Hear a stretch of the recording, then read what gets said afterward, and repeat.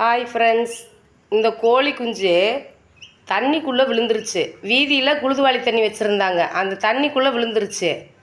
அவங்க ரெண்டாம் பேருக்கும் தெரியாமல் தூக்கிட்டு வந்து கூடக்குள்ளே விட்டு போயிட்டாங்க.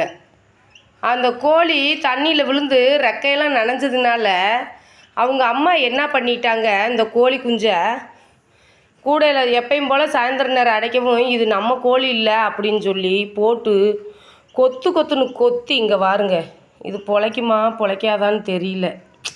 ரொம்ப மனசு கஷ்டமாக இருக்குது. கொஞ்சம் தேங்காய் எண்ணெய் விட்டுருக்குறேன். ஒரு 2 நாளைக்கு இதை மட்டும் தனிமைப்படுத்தி தாங்க வைக்கணும். கொஞ்சம் முடி முளைக்கிற வரைக்கும் இதுக்கு இறையும் தண்ணியும்.